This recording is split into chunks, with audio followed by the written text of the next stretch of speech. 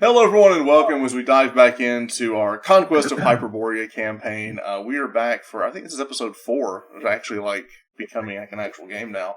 My name is Trevor. I will be the DM, GM, storyteller guy tonight. I am joined by the full party. This is 3 weeks in a row we've had the full party, so that's a streak.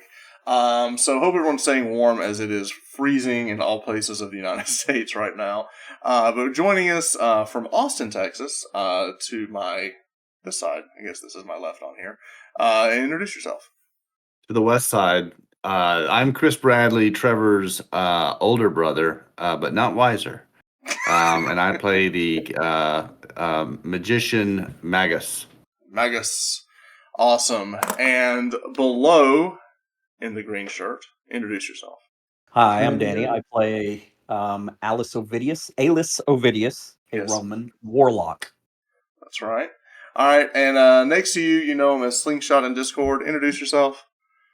Hi, my name's Jeff. I'm from the middle of Siberia, Illinois, where it's minus 20 below. Wow. Well, that's what the wind chill is, really only like 1. But anyways, I am playing... Yeah, don't make it Morgan. worse than it is. I'm playing Morgan, the half-blood picked druid. Yeah, and I'm Awesome. just here for entertainment. Morgan, the half-blood picked druid. And finally, all the way down, now playing his full 3rd game of Hyperborea, a grizzled veteran of the game at this point. Introduce yourself. In the rear with the gear, this is Wes, and I'm playing the Mighty Quinn. The Mighty Quinn. Eskimo Huntsman. All right. So let's do a little recap of where we are in the story. So we are in Hyperborea, and the story has been, as you've been following, they are traveling to this mountain, and everyone kind of has their own reasons for going. Chris's character, Magos the Magician, is looking for his rival who has stolen some magical things from him that he needs to get his power back. Danny's character is playing the Roman who is looking for other Romans who seem to have been whisked away by the North Wind and brought to this Hyperborea.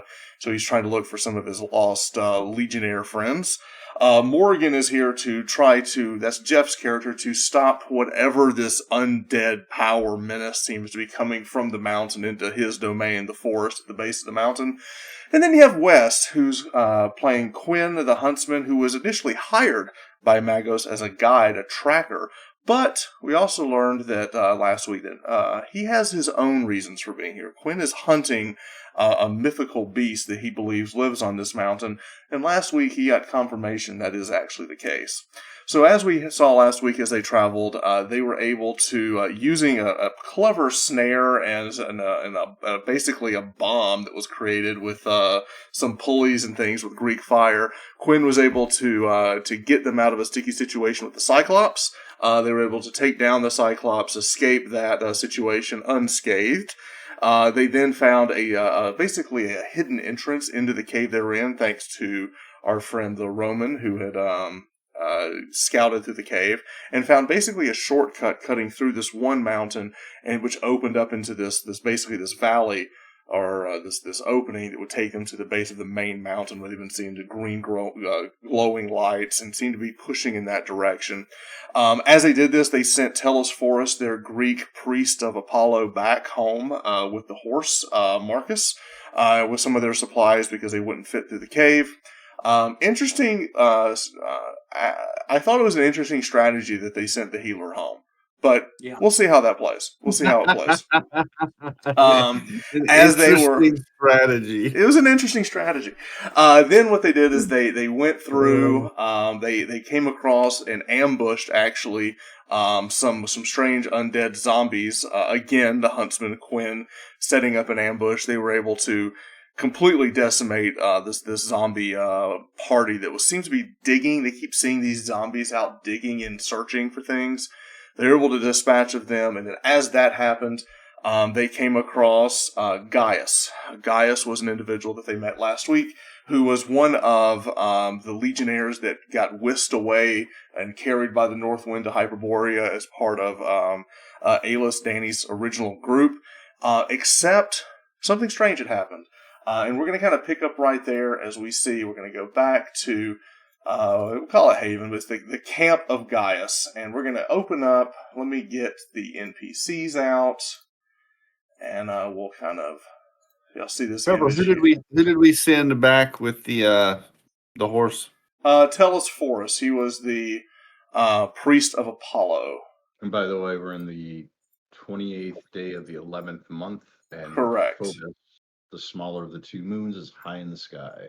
That's it. And then we have Sayada, who is also with her. All right, so let's recap this part of the story. I just want to kind of go over this really quick. So what we saw, and I'm kind of pulling these up and over. I hope you guys can see that okay. So Gaius was one of the legionnaires. He was a young man when he was brought here, and he came decades ago. He's been stuck on this mountain, and even though he was taken even a few moments maybe before, Alis, time, we don't understand how this works, but he's been here much longer. And he's been trapped on this mountain, unable to leave because of the powers above the mountain and the Cyclops below the mountain. He's just been trapped here. And recently, in the last few days before he came across your party, another survivor escaped the top of the mountain, an Eskimo from Quinn's village named Sayada. She's a fisherman. We also found that she is a believer in a different religion and faith. She believes in something else. She worships Cthulhu, as all good Eskimos should.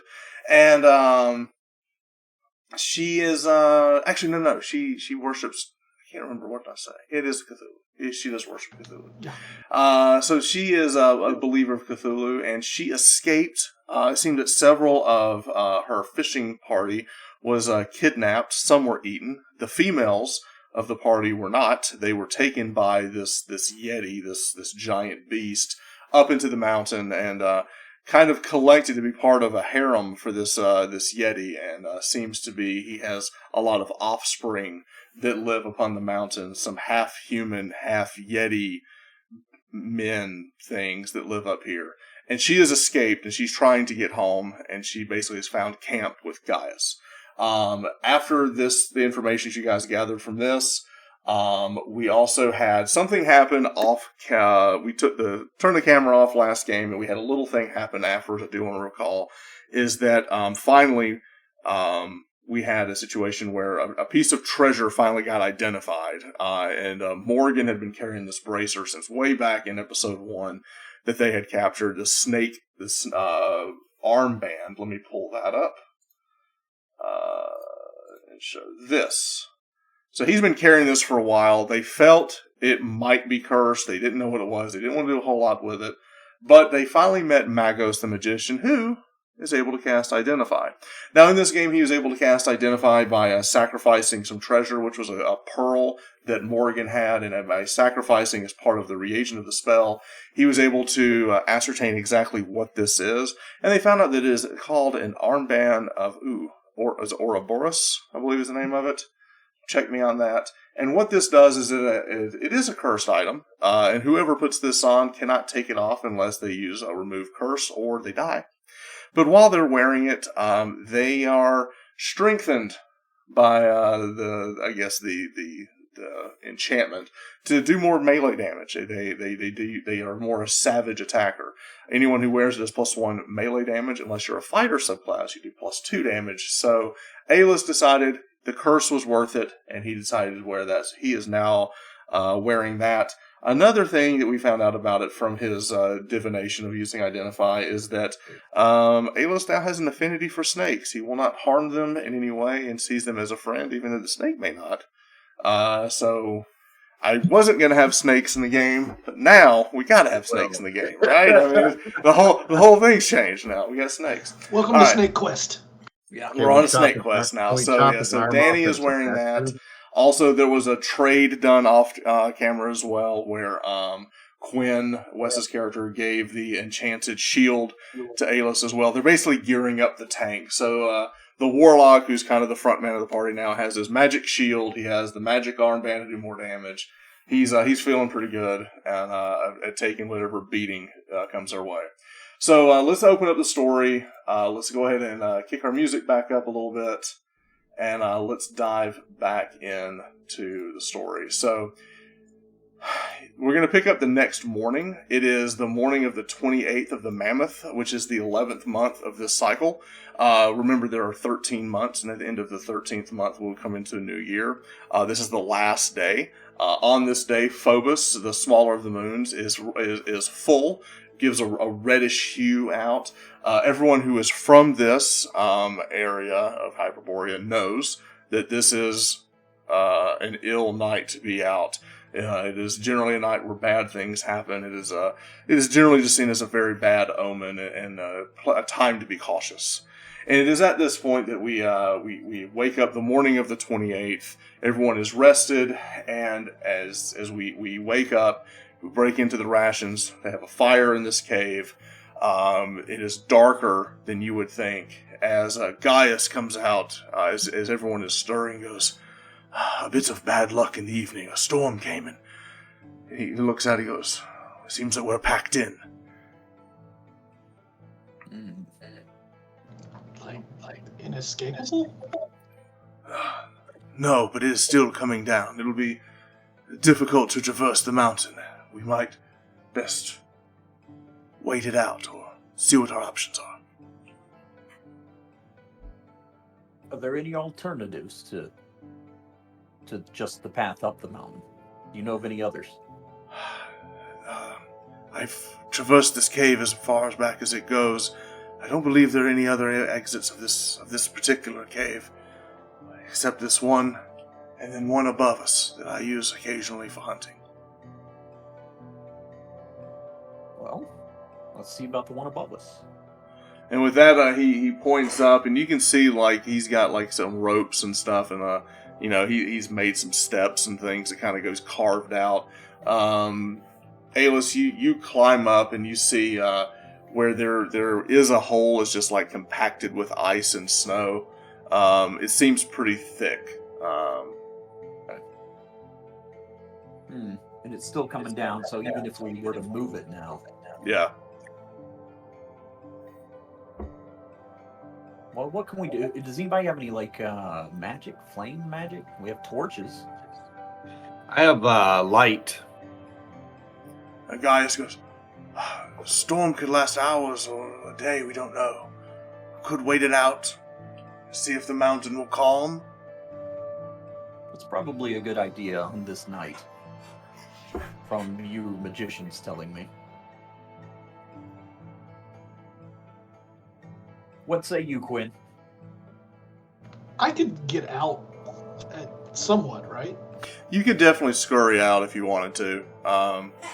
Tunnel your way out of the front. It's just coming in very, very hard. I would definitely at least want to look around and make sure, Takani and I could go out. Okay. With that, you go and you try to start pushing your way through. The ice and the snow is very compacted. It will take a test of strength to push your way through what's already kind of gathered. So what you need to do is go to your character sheet. You should see test of strength, not feat of strength, but test of strength, and hit that. You want to roll low on a d6 on this. Ooh. Without a problem, you take your spear, you're able to plunge it through the ice, cut it through, you're able to kind of push through, kind of create a tunnel. And as soon as you do that, you feel like this cascading wind just kind of kick down hard. And as you push through, you look, and you have not seen wind like this before, where it almost comes in like a tidal wave, like it just kind of keeps crashing down the mountain. Your eyes are kind of stinging at the sleet and the snow that's being kicked off. But as you look up, you see this pulsating green light emanating from the mountain in front of you, swirling smoke and fog and encompassing this. But again, you see this pulsating green light coming from, you can't tell if it's coming from around the mountain or the top of the mountain because it's kind of blocked from the fog, but you definitely see a very distinct 1, 2, 3, 4, 5, and then it repeats 1, 2, 3, 4, 5. It's almost like it's cascading or almost like going back and forth, 5 lights at a time. I would want Magus to come take a look. Could Magus get out? Yeah, now you've made a hole, yeah. I want to summon Magus. Magus, you hear the voice of the mighty Quinn calling you. Hmm. Yes, it looks like it's coming down, Quinn. The lights. What see you? I'm gonna gesture to the lights. Is that just me, or does it seem to have a greenish hue? What is it? You're able to see the image I have in front of you now. That looks like why we're here. That looks like the man that I seek. Does that That. seem like that would be necromancy? It Yes. does look like a very powerful, strange magic. You don't know if it's a ritual or some type of incantation, but it does seem to pulse in the night air. So I can tell you that when I would summon from the daemon, the netherworld, I would have a similar, smaller light that seemed to permeate whenever I pulled from the depths. This looks much greater, but You do see other smaller lights at the base of the mountain. Not green, but look like various campfires. Oh, I see him. Yeah. well, I think this snow could be the snow could actually be good for us from a stealth perspective, Quinn. Did he say that there was another way on a cave above us? There's a cave above us that takes you a little bit higher up, but it seemed pretty compacted and closed off from what Alis reported. Do we have winter clothing or no? You do. Everyone's wearing winter clothing, but this is you're basically now you're moving through a storm, like a snowstorm. Right. It'll be slow and cold, and it'll be definitely an arduous journey if you went at this time. Quinn, I leave it to you. But I mean, this is why we've come. Or at least my journey. is this the type of thing that I know is just like completely deadly, or am I skilled enough to make ice shelters? Yes, you are skilled enough to make ice shelters. This is unlike any storm you've seen before. It seems particularly bitter, and it also has a strange sense to it. It seems unnatural, which makes you feel uneasy. Props If it to feels- Chris on the stein. You may If want to it- ask Druid about the weather. Yeah, I mean, at this point, everybody can come out and take a look. I mean, Yeah. No, the Druid's not. The Druid, Morgan says, I'm not dumb enough to go outside. You can tell it's a storm. Come back in. We're going to wait this out. If we go out there, it's death. this is more just to look at what's going on, not Yeah, we're I'm not, gonna we're, not ask- we're going out on an adventure. Do you want me to? I mean, I can go up and scout. I don't know how much this weather will impede me. Not as much as you guys. No, I'm not asking for scouting. I'm asking, as far as right now, Chris and I are the only ones that have seen this green thing.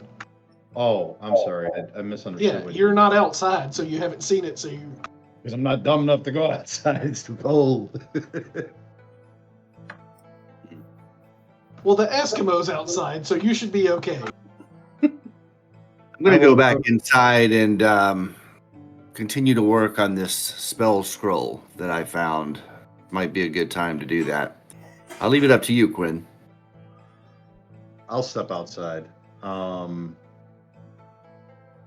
the weather seem to impede me as I'm walking or anything Yes. like that? Or it is? Oh, yeah, this is nasty then.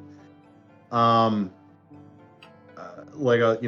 bundled up and looking at where they're pointing and the pulsating lights. Is it giving any type of signal that I'm aware of, or do I know what is creating this pulsing light? Give me a d6. I wasn't ready for that, but okay. I'm not either. But let's see. You're a wise fellow. We're just gonna roll with this. You do notice that the fourth light seems to be slightly more diminished than the other lights in the rotation. There's 5 So lights in that'll rotation. The 4th one seems not quite as bright. And it's always the bright, bright, bright, dim, bright. Yeah. It never changes from that. Yeah. And is it going like in a circle around the mountain? Is that kind of how it's going? It's hard to. I wouldn't say it's. You don't. That's hard to tell because of the wind and the clouds and everything. But you just kind of see it like in front of you, like bright, bright, bright, slightly dim, bright. But I'll walk back into the shelter. Quinn, is this common in your area? I've never seen anything like this. This is unnatural. Ask When- the girl. Ask the girl What and was it? guys. They've been here longest. Oh, yeah. Ask them if this is something maybe she saw in her camp, or You go down Sayada as you go back in and ask. She goes, "I was inside the cave at the base of the mountain. I did not see these lights when we were coming in. Only when I left." And Gaius speaks up, and Gaius says, "I've lived here long, and these lights seem to be seasonal. Every year, around this time, they come. And when the winter breaks, it leaves. how long do they stay typically? It varies. A month, maybe 2. We can't be in here for a month. Is the weather this bad every time? It varies, but it seems particularly bad tonight."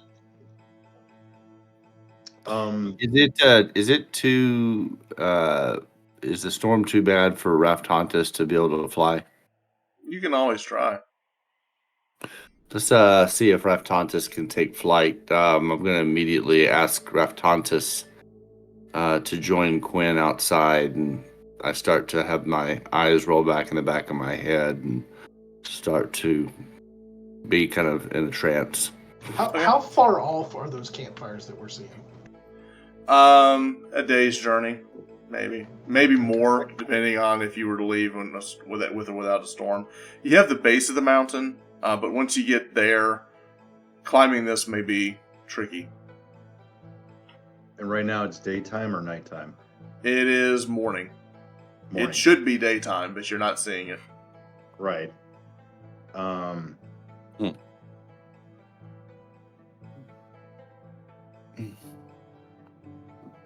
I don't think it would be a good idea. Maybe we wait out the night and see if it doesn't die down after the first night, and then we'll have no agree. choice to move forward. I agree. Well, We'll time to probably have bundle up. enough. Okay. Yeah.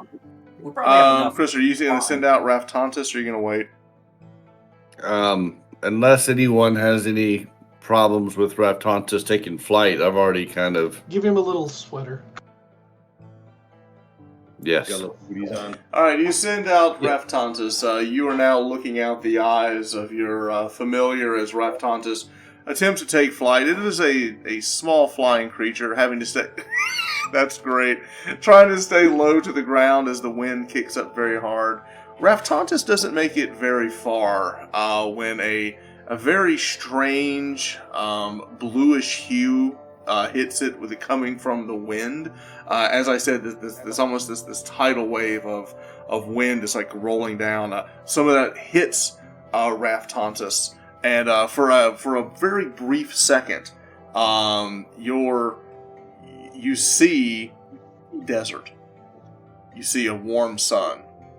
You see an army marching, wearing strange headdresses that are striped with between gold and black. And then with that moment, you're right back here, and Raftontus is now like down into the snow. You're looking around as Raftontus is trying to get out of the packed snow. Some strange incantation is happening. Raftontus is experiencing blizzard-like conditions, yet what I am seeing is desert-like conditions and armies on the march. I don't know if what I saw was real or if what we're experiencing is real. Something is amiss. How far did he have to go to have that vision? He didn't make it far. The question is it really a blizzard conditions, or are we just being made to feel that way because as a deterrent? If he relays this to me, I want to at least try to venture out that far and see what I see. Okay. You do venture out to see what you see. You travel a little bit. You're basically standing where you were before, and you almost can see almost like this wind. It almost is coming in at different intervals. It's almost predictable, as if it's like almost like waves of the ocean. You can kind of predict when the waves are coming in. There's like a rhythm to it. You see the wind kick down, but you're as far as you went before. Would you wish to venture further? A little bit. I want Okay. to try to go as far as at least I believe Raftontix went. You try to go as far as you can with Raftontix. As you are traveling, you come across what looks to be the frozen remains of another person in the ice. I'm going to investigate with my spear and not get close to it because it could be just a zombie. You poke at it with your spear. This individual was wearing what looks to be some type of covering around its waist to knees. Some type of sash, bare-chested, bare-skinned, sandals. So from that place that Magus saw. Quite possibly. Do I know anything of, like, portals? You don't know, but you're seeing a strange body. I'm going to go back into the cave and relay that I believe what we're seeing is the thing that's bringing people here. Specifically to Alis. Alright, so Alis, you and Quinn are now having this conversation. My friend, I believe this wind that you spoke of is connected to this, and I'm going to bring back some of the clothing that I found from the body and say there's a dead person out here dressed in these clothes. Are they Roman? Are they matching my Roman stuff? No. Although you did see something of this in Rome when you were there, an ancient collection. You recognize the make in your travels. It seems to be Egyptian. This does seem to be from my world. Uller is going to be blowing all night long. I suggest that we wait. Hopefully it will turn in the next day. We can't travel in this. We can come up with a plan, though. Yeah, I'm not looking to travel. That's a very interesting observation, though, with the winds. You might be onto something there. Because if what he saw was an army, perhaps he's getting his army from different worlds. Or at least my world from different times. And if you need an undead army, then you just need the bodies. You don't need them alive. Absolutely. This is sinister indeed.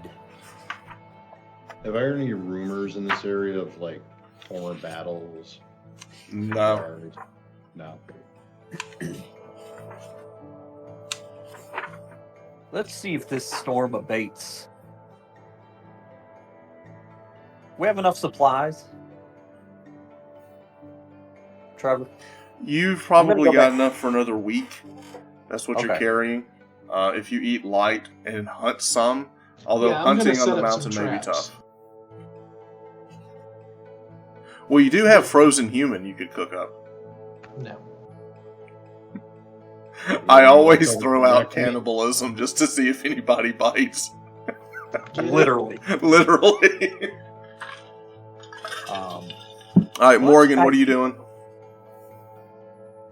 Me? Yeah, you're Morgan. I am not doing much. What I am doing is communing with Anaqua learning the intricacies of my new spells. All right, so let's talk about that. So we're going to camp for the day, and during that time of rest, as we wait out the storm, your character, Morgan, begins communing, and you feel a certain power in this mountain, and you see a certain blessing as you kind of fall into this trance. And in this trance, you sense yourself back at the glade that you recently discovered, or not the glade, but the little alcove between the water and the broken statue that you found just a few days ago. You kind of find yourself back there, and as you're there, you seem to be in the presence of your deity, and you seem to have a newfound power, kind of pushing you and intriguing you further into finding a way to defend this realm. As you are doing that, what are you doing, Quinn, as you see Morgan just kind of out of it? There you go. I want to go set up some traps for maybe some small game. This is bad weather, but I'm kind of used to bad weather. Right. I'm not venturing far. Just out of the outside of the cave, just to see. Okay, so you're setting up some traps. As you do that, you do see a familiar face of Sayada, kind of like staying inside the cave but watching you and kind of curiosity of what you're trying to do. I'm somewhat familiar with her, right? You've acquaintance. I'm gonna ask her how she's doing. Ready to be home. Although I am filled with a certain sadness for those I left behind. Perhaps we may yet aid them as well. I don't know if any live. There were 3 of us that made a break for it. I heard the screams of one. I believe the dogs got the other one. I tell her that I'm sorry. She also seems to be looking at your dog as suspicious and uneasy.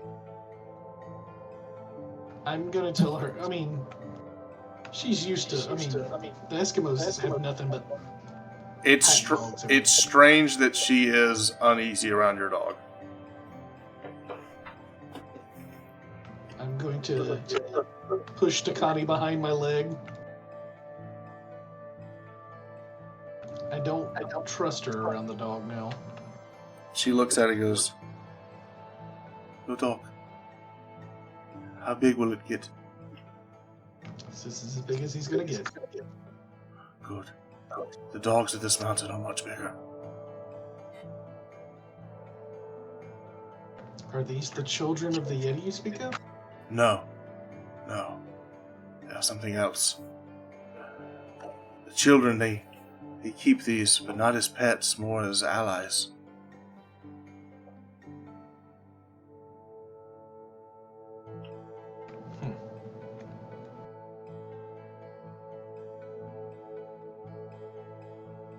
Well, I can assure you, Takani will bring you no harm. I see. He's one of my family. He looks friendly enough. But the dogs of this mountain, they are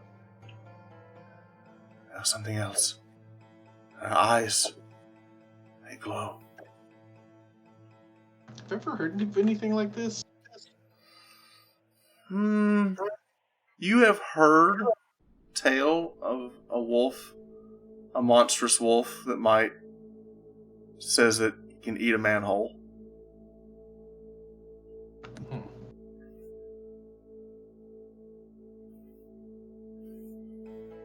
Might have to hunt one of those down.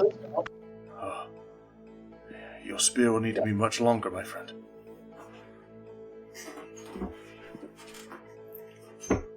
It's a decent size. It's small. Alright, with that, Aeolus, what are you doing? Yours is more like a hand shovel. I, on the other hand, have a pilus Phylum, spear long. All right, 4 Alos, feet. what are you up to? I'm gonna chat with Gaius some more. Okay. Just try to get his side of the story. Tell him everything that's transpired with us. Just let him know. Try to suss out like if he knows what happened to Vivius and Servius, because those are the only two we haven't heard from. Like the sequence of screams and what happened in the mist. Yes, Vivius I do not know. Servius, he traveled here with me, and we saw the campfires. We tried to travel up some years ago to see if we could find, we hoped, others of our kind. We were attacked, and I fled, and I never saw him again. There's no shame in that. So if he lives, he would probably be your age as well. Oh, it would almost an impossibility at this point. So many years have passed. We will definitely keep our eyes open. And for you, my friend, and our Romans who are here and have fallen, we will hack our revenge out of their flesh when I ascend that mountain. I don't know what strength I have left in me, but I don't know if I could climb down the mountain alone or die trying to climb up it. Perhaps, Gaius, you should accompany Sayada back to the village. Unless you want to come. It is completely up to you. I don't know. Let us wait and see what the morning brings, but... I agree. He looks over at your arm and goes, "Those are tattoos on your arm. Strange." Another strange thing, when I got here, runes appeared on my arm, and it seems I can control ice elements a bit. What about you? Any strange sorceries? No, none. Other than the fact that I've been able to survive here for so long. It is odd. I'm convinced. I feel there are days and weeks that pass that I do not eat, and yet I still live. That is odd indeed. As if I the almost mountain feel won't let me leave and won't let me die. Well, we did kill the Cyclops that lived at the base of the mountain. But if you mean there's something supernatural that keeps Everything you here, about this place is supernatural. like a curse, maybe, that keeps you here. I long for death to return to Elysium. It was a beautiful place. Do you not remember it? Was I there with you? I thought we all were. I don't know what's real anymore. I half expect this to be a dream and to wake up in the hellhole that is Britannia. I would welcome it. At least warmth comes to Britannia sometimes. Every now and again. Every now Yes. and again, right? Come. I wish to practice my swordplay with you. Agreed. Have you your gladius still? Of course. I have kept it. Look at this new shield I have. He looks at me and goes, it's a fine shield. But come, let us spar. All right, we'll spar. Alright, so the two of you began lightly sparring in the cave. Magos, what are you doing? We have Morgan, who is communing with his god. We have Quinn, who's getting to know the Eskimo friend. And the Romans seem to be doing what Romans do best, and that's try to kill each other. Yes, I'm working on learning the spell scroll, the one that I was having a hard time reading, but that I realized had great power. Mm-hmm. How's that going? It is going to be well beyond your means. You are at this point, we feel that you could cast it but once, which you know would destroy the scroll. But if you needed to, you could. Maybe if you had time and a study and some months to study this magic, you might be able to ascertain a way to put it into your own book. Or maybe if you had star metal to help unlock its potential as well. Blast that necromancer. All right. I'm All right. tired, and I'm sleeping. So we're gonna camp. We're gonna use this opportunity to, narratively, it's a way for you to level up. We've gone through the journey as we see Morgan gain a little bit of druidic power. We see a little bit of strength and fighting ability added by our Roman friend. And the huntsman's getting his Eskimo stuff on with the other Eskimo, learning the ways of the Eskimo huntsman. And then Magos is still trying to unlock an impossibly difficult scroll. So night passes. You eat through your rations. You stay warm in the cave. You keep the fire going as best you can. And in the middle of the night, it does seem that the storm has calmed down. It is still snowing. There is still wind, but it seems like it is now more natural than it was the day before. Something truly strange was happening the night before. And now we have moved into the first day of the month and now we're in the 12th month, known as the month of Aquarius. At this point, Phobos is still hanging, not quite as bright as it was before, but still full, as we now move into a new month, and we are closing in on that time where the mountain and the weather will come and it will be closed. Are you saying this is the dawning of the age of Aquarius? It is the dawning of the age of Aquarius, Wes. It is. Of Aquarius? Of Aquarius? Aquarius. Aquarius. Hey, Chris. What side? What? Wes, Danny's lost it. Oh, God. That was so funny. All right. How much daylight will we have on this day? Is it still like 5 hours? 4.5 at this point. You prick. All right. Reptantis, fly. I want to see what there is to see while everyone is gathering. At this point, the themselves. decision needs to be if you are continuing up the cave. Is Gaius and your little Eskimo friend, Sayada, going with you? Are they staying? Are they heading back and trying to get back to town now that the path might be clear since the Cyclops is dead? The choice is theirs. Yeah. Sayada seems to not want to go at all, and I don't blame her. She is not a Roman. She's also been starving, and we have supplies, but not enough to feed everyone without gathering more food. That's true. So Sayada knows the way to the town that you came from, Elpingast, where the Roman has other friends. She could lead him there. He could provide escort. So they are going to try to head down the mountain. So they leave.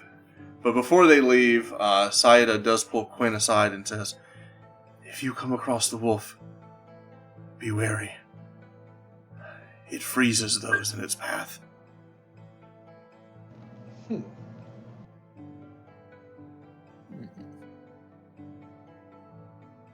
And with that, she picks up a few of the things, the belongings that Gaius has collected, and they begin to descend down the hill. Gaius wishes you the best of luck and hopes that you find his friend, or at least what happened to him, and he looks forward to seeing Nonus and the others that seem to have traveled with you as he begins to make his way down the mountain.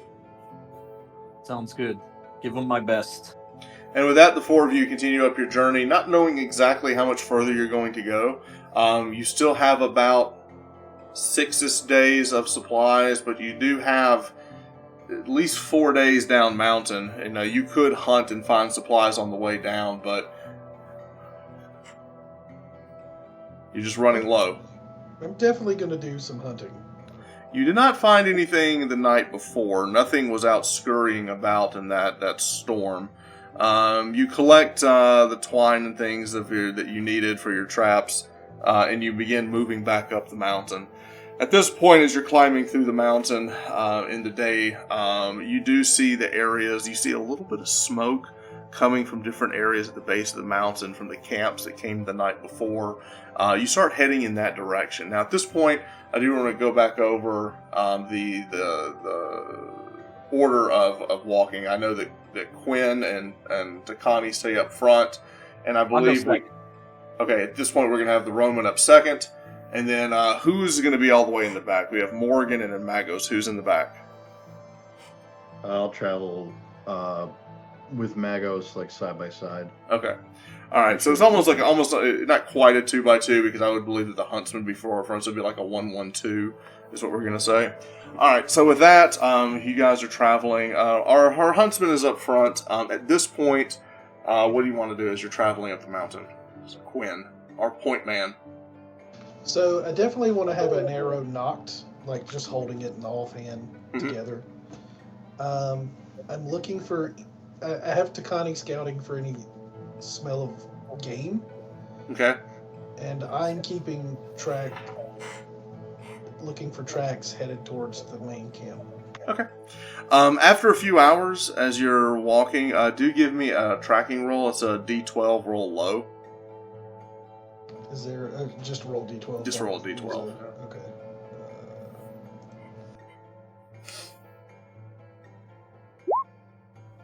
Ooh, there was a whole lot of snow. You're not picking up any tracks.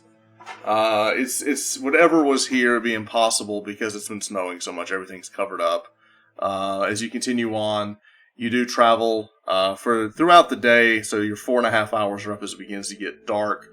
The question now is going to be how much further do you want to go in the darkness versus trying to find shelter. You've only traveled for 4.5 hours. At this point, you're not going to get far if you only travel 4.5 hours a day, but you're just going to have to decide how much more y'all want to push. Well, the good thing is we can still see the fires in the distance, right? Now you can. They begin to light up. We can't get too lost, Correct. especially with the Eskimo tracker. Right. Is it still snowing? It is a continual misery of sleet. Yeah, we're gonna need to not get frostbite tonight. How much further do y'all want to go, though? Y'all want to push on, or y'all want to go ahead and camp? I think we should push on for at least. Onward! You said it was about a day's journey. Right. I want to push on for at least. Well, At least 3 more hours. 3 more hours? Okay. Because you said 4 hours of. Yes. All right, so you've gone 4.5 hours. As the next 3 hours go, as you begin to walk, in the distance, you basically get to this point where you turn a corner, and there is Quinn immediately picks up a sight of a campfire at the base of the mountain. The dog immediately picks up a smell as he kind of begins to back away. You are coming on a camp you did not know at the base of this mountain. It does seem to be in the distance. You see a cave, and you see some people walking about, shadows kind of lurking between. You just kind of catch shadows as you see, like, there's a fire that's like pushing up images of shadow against the cave entrance in the distance. I'm going to immediately turn around and signal for everyone to be quiet and to get low. Easy to do in the snow. Everyone's kind of crouched down in the snow, but you do see in the distance some people. So is there a way for us to go to the side and kind of skirt and try to approach? and see You what we see? are able to see that they're in the darkness. There is now. It is dark at this point, and the only light that you're getting is going to be a little bit of light from Phobos. But almost on cue, that green light starts emanating again, and every pulse is almost like it's dark, so you have no night vision because the light will pop back up. So it's almost like you can see, then you can't, then you see, then you can't, because you're waiting for the pulse of the green light. I'm going to get closer to Magos so I can talk. Okay, so you back up, and now all 4 of you are together. So huddle up. Huddle up, everybody. We're huddling. Magos, I believe we could get close to the cave. And what we may be able to do is use your light to draw them out and ambush them if they look as though they are. I'm going to assume they're hostile. But if we could take one of their caves, then perhaps we could stay here for the night and then approach. Can we make those chicken things for? Oh, is that bad pizza? How many have you seen? You saw the shadows of 2, maybe 3. I like this plan. Yes. With Yes, them let's being go. in a cave, we should be able to get up against the wall that the cave is in and move down to try to possibly ambush them. Does the Yes. cave have a top to it? Does it come out to where you could get on top of the cave? It would be difficult to get on top. You're basically scaling the side of a mountain. Like, it is Okay. basically like So it's like sheer. a wall with a hole in it. Yeah. Okay.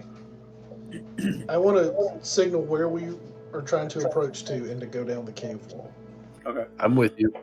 All right. So right now the plan is to try to better position to see if you can get closer. Better position to where they don't see us approaching. Okay. Cast my light Well, hang spell. on. First, let's do this.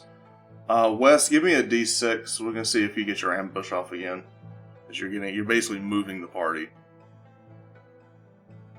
Roll low. Ooh, very good.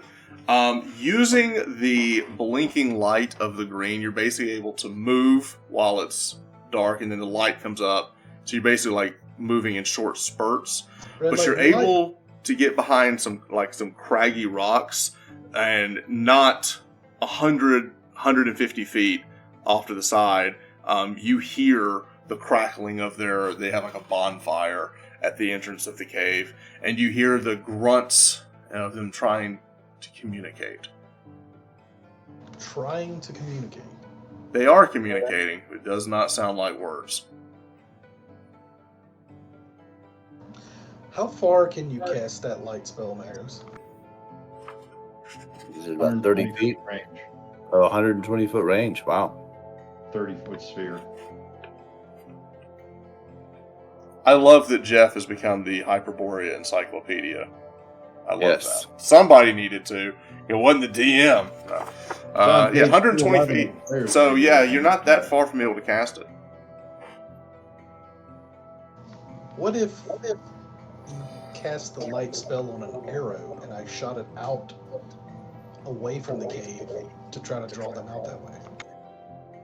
Do we see anything that I could cast it onto? Is there a tree or a crag or anything that would... You absolutely. just put it in the There's air. lots of things. There's lots of You can just put debris. it in the air. Remember, you just hang it wherever you want. Yeah, I think whatever we think is the best vantage point, we might ask the Roman. Alis, where would you want to draw them? What's our best vantage point? If you put it in the back of the cave, it's going to be very hard on their eyes since it's dark out. Well, you can't see into the cave right now. You can't see into the We're cave. up against the wall, like... You're basically down at a crag looking up. There's like an embankment. There's a fire at the top. You see the I think the idea shadows is kicking we're up. trying to draw them out so that we could Okay. attack I was them trying to and get then them to turn block our around. way into the cave. Yeah. I was trying to get them to turn around so we could come up behind them. But Yeah, I mean, are they by the fire or are they inside the cave? They're by the fire. okay. So they're already out. Ooh. Maybe put it on the fire. Or perhaps our druid friend can control the fire. Unfortunately, I don't know that spell memorized. The old OSR ploy. I'm trying to It's not think. granted me upon my prayers. If there's a big shining ball of light, their eyes are going to have to adjust. Maybe we can pop out at them while their eyes are adjusting. I love Or we- everyone's like sneaky, and the Romans like, we attack.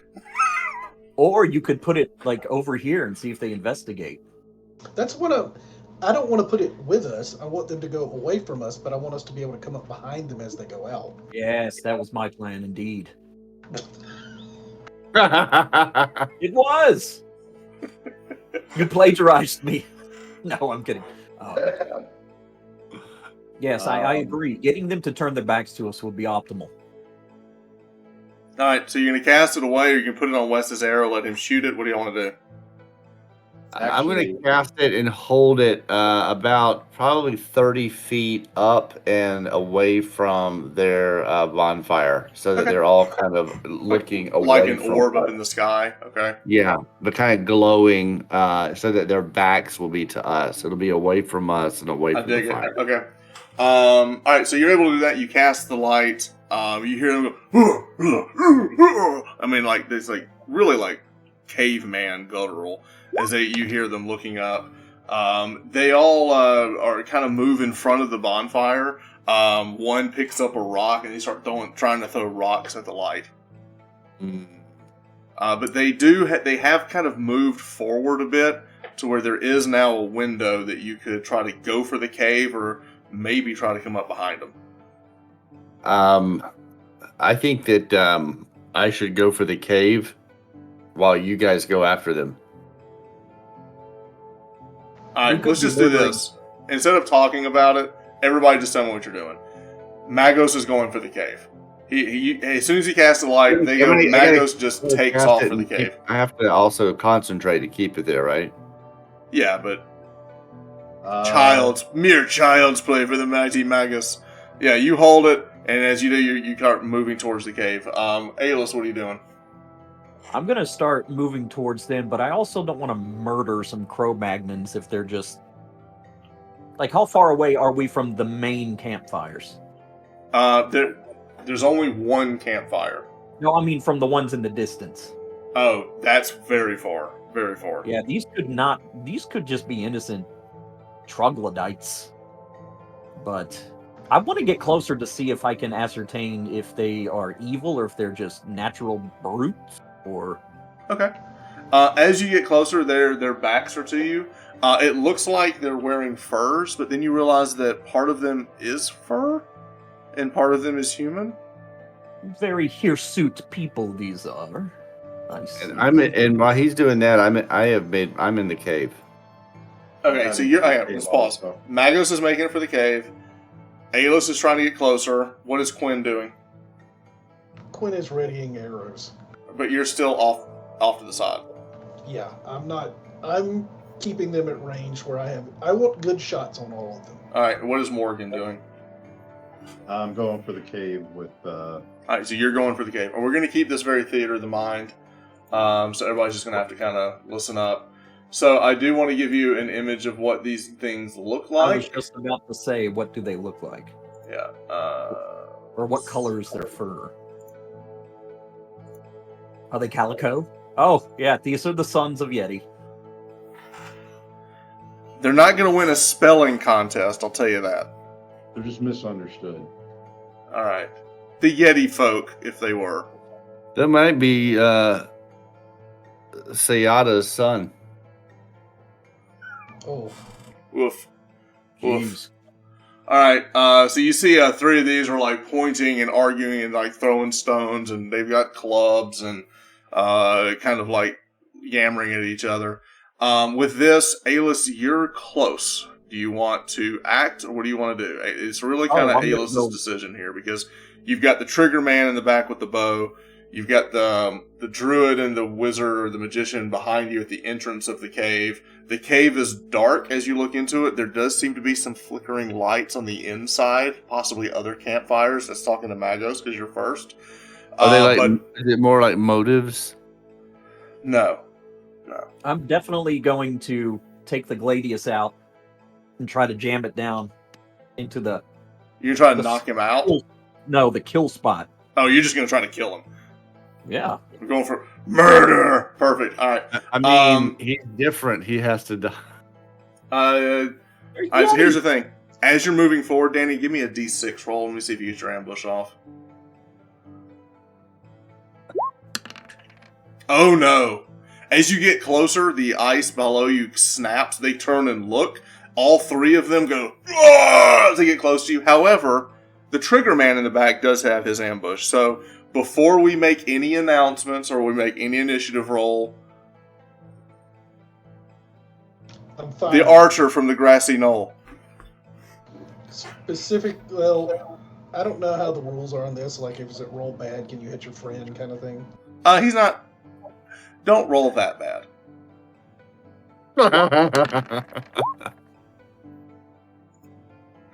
The first arrow just barely misses the target. The second arrow slams into his chest. So the guy that he was about to go, he turns, and that arrow hits him right in the sternum. He goes, "Argh!" And he just falls over dead as that thing just hit him right directly in the center. You rolled an 8 for damage. I mean, just direct hit as he falls dead. Now let's make announcements. So, Melee. all right. So melee. What are Morgan and Magos? I need announcements. I know. I'm guessing Wes is going to be taking more shots. Oh yeah. We're inside the cave. We can't see what's going on, right? Out there. You're in close confines. Basically, you're at the entrance of the cave.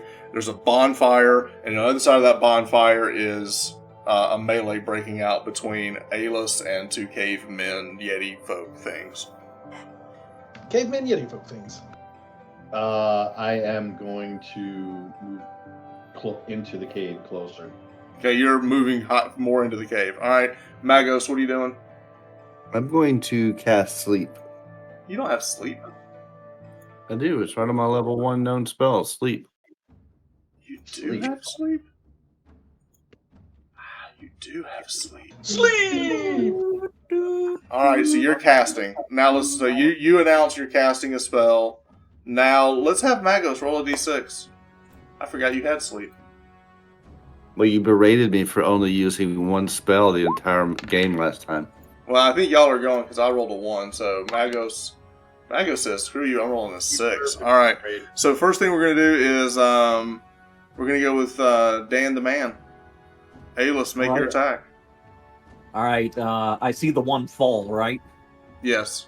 I'm going to take my shield and the Gladius and do what they used to do to go, "Ah!" Charge one. Like, hang them Just together. hit the shield and just go and charge one. Make your attack with the mighty Gladius. All right. So you rolled a 5, and with all your bonuses, that's 11 damage.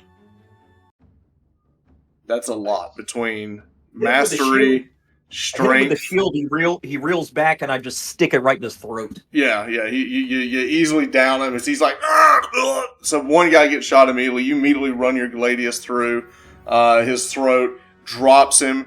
As you do that, you feel like this armband like tighten and almost like give you extra strength as you just jab that Gladius right into him. With that, we have Quinn. Make your 2 shots. There's still one there. There's only one remaining. There's one remaining, but you can take your 2 shots. Shot 1 misses. Shot 2. Oh, Did you- I didn't know if it did 1 or 2. Yeah, it's okay. Well, you did 2 shots and you missed both of them. You know, there's a lot of wind. It's just off. All right, with that, we have Morgan moving deeper into the cave. You cast your sleep spell.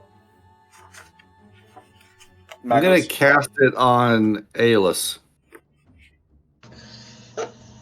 You try to put Alis asleep? I am. I think he's murdering innocent Yeti babies. This isn't 5e. This is sword and sorcery. Things die. Get used to it. Hang on. Let's look up sleep. He's going to try to put Alis to sleep. I don't know what my save is. Oh, I know what your save is. I got to look up the spell. Hang on. Trevor, your brother's dead. Well, yeah. I don't want Induces victims with 4 hit dice or fewer to slumber with no saving throw possible. Chris, roll 2d8. Alright, you're down for 12 turns. really? Yeah. You're leaving him down in the snow, asleep. Yeah. So, Alis, you as you stab him, you feel something come over and you just fall over and collapse in the snow as you get caught up on sleep for the next 12 turns. Now, that's not a round, it's a turn. Right. And how many rounds is a turn? What's it like? I don't remember. I think it's 10. It might be 10. I think it's 10 rounds would be a turn. I have to look that up. Alright, with that, Morgan, you see what just happens as you're kind of moving into the cave. We obviously have them. There's no need to massacre the entire lot. Was there any more of them? I'm going to turn around and try and see what's inside the cave to see if there's anybody. You walk into the cave, and as you walk into the cave, you see several other campfires inside the cave. You basically get to the point where you're looking down, and it looks like there's a lot of smooth stoned areas, as maybe this was a structure at some point. But you see another dozen or so of these people cooking, eating, playing, hanging out. You know, Right. yeah. It's a little encampment of these Yeti folk, and they don't realize what's happening outside. I apologize. Your brother's not a dick. Danny's a dick. I don't ever want to play with him again. Stay closer to the mic. Stay closer to the mic. Jeff, stay closer to the mic. I couldn't hear you. Sorry. Yeah, I apologize. Your brother's not a dick, but Danny is. I don't want to play with him anymore. Okay, all right. That's what I'm saying. Like, I saw the look on that Yeti's face, and I was like, "Oh no!" I like how Wes murdered the first one, and I'm getting the blame for all the others. That's great. All right, here's the problem. I was backing my guy up. The problem is that we still have one outside alive. All right, let's all make some announcements. Danny's announcement is that he's sleeping. I'm going to snore. Quinn, what are you going to do? I have no idea what's going on inside the cave. I'm shooting the other one. All right. Morgan, what are you doing? I begin to slowly step back, hoping that they didn't notice me. Okay. Like looking down. I'll back up to Magos and say there's family inside here. I don't know what's going on, if they're going to attack or not. Let's keep our wits about us and move out. All right, so you two are having a conversation. Wes, I need you to roll a d6 now we've made our announcements. And let's see who's going to go first. I'm going on a 5. Hang on, I gotta do some arrow inventory real quick. Shot 2? You've shot 4 arrows. Yeah. Ooh, what's your... Oh, it's dexterity, though. All right, so your dexterity, it's a tie, so then it goes to dex. So you go first, and then it's going to go in front of everybody else. No pressure, but he's raising his club to kill Danny. I'm gonna fire 3 shots this time. Okay. Bye, Danny. Well, the first one's a hard miss. That hits. Second. Okay. Here's the thing. You shoot all 3. The first one, we have to go to Sethakwa's Woe. What now? The critical It's miss so charge. bad. It's so bad. Something bad happened. Oh. Correct. String breaks, you break your arm. Where is Sethakwa's Woe again? It's Is it in the book? Oh, yeah. No, it's a separate thing. It's in the book. Oh, it is? Oh, yeah. I always thought it was a separate item. Oh, no. Let me look it up really quick. Player's manual or I GM? think it's in the player's manual. 278, right? 278. I see No. critical hit. I don't see. Oh, no. Good. Danny nailed it. 278. Wes, roll a d12. Roll low. Roll real low.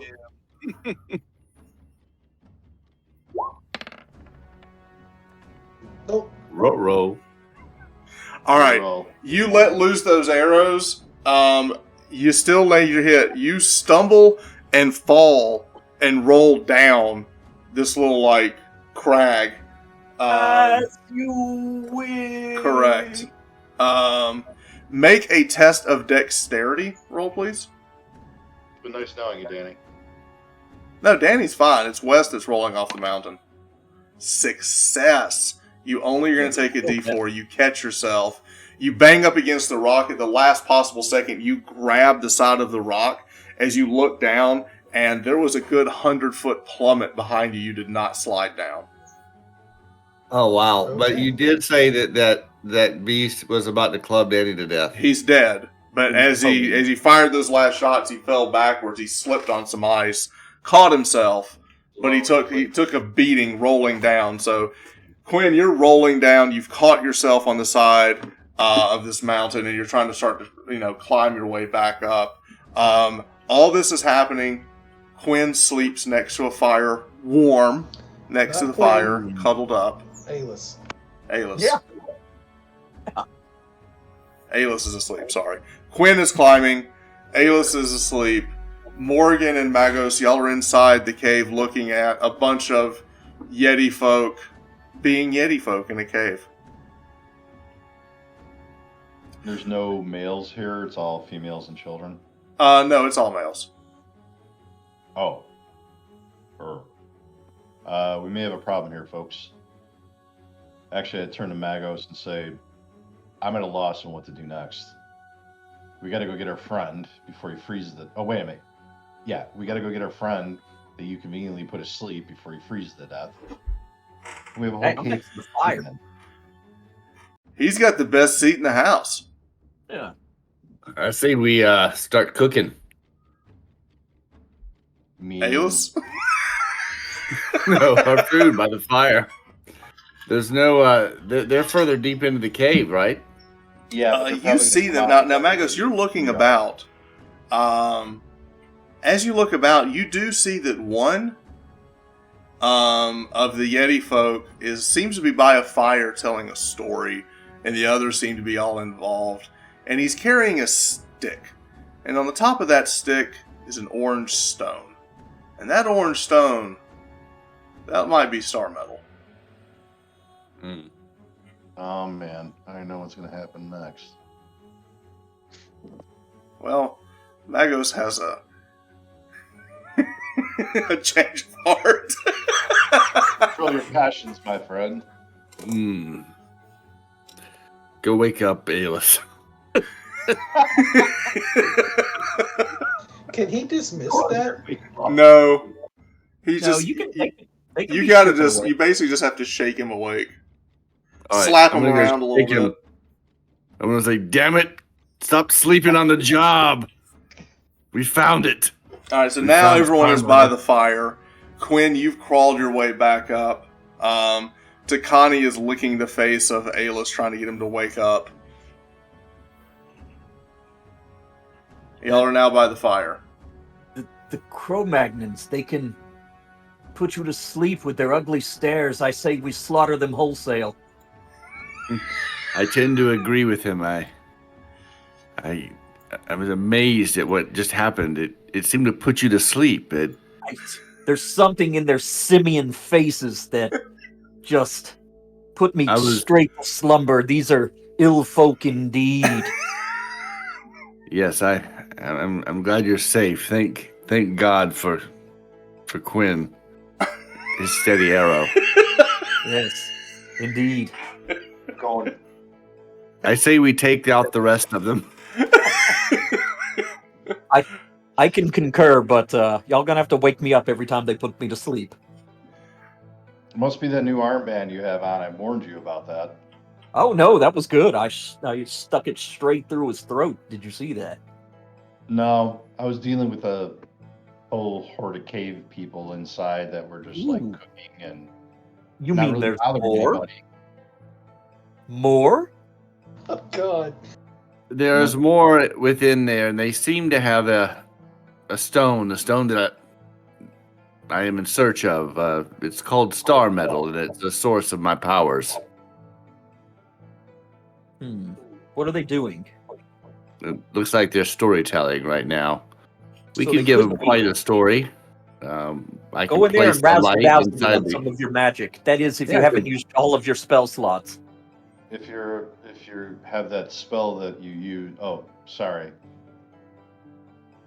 Shut it, man. Shut it. The magic that you use to put creatures to sleep, not the one that they used on.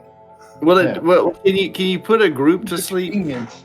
It's up yeah. to a certain amount of But hit I dice. think you. How many of those did you have memorized, though?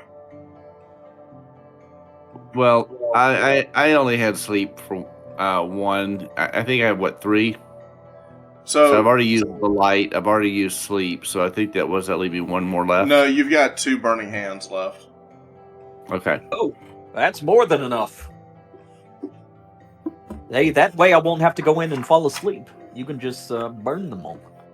It feels like days of old. Forget negotiating. Kill it. Quinn, what say you? Are these peaceful or not?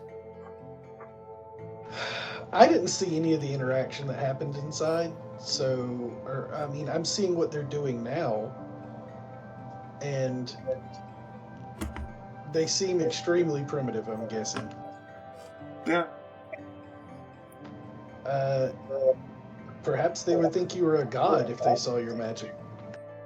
I agree. Can I use the light spell again, No. Trevor? No. It's still going, though. Can he move it?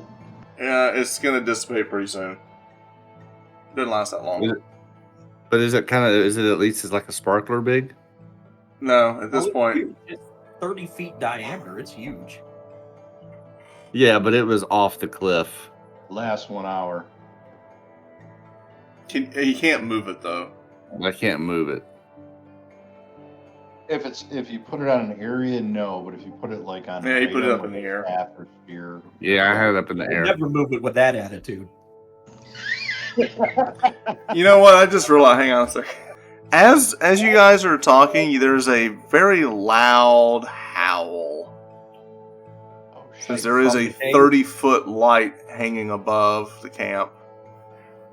From the cave? There's a howl? Oh no, from the mountain. Okay. I say It's we my hide. light. They're now howling at my light. Sounds like it. It's just one howl. It's just very very loud. Let's hide, and maybe it'll go into the cave. We can kill two birds with one stone here. I don't think the wolf is going to come into the cave. I don't know. It's the only living things around if we hightail it. After I hear that, I'm going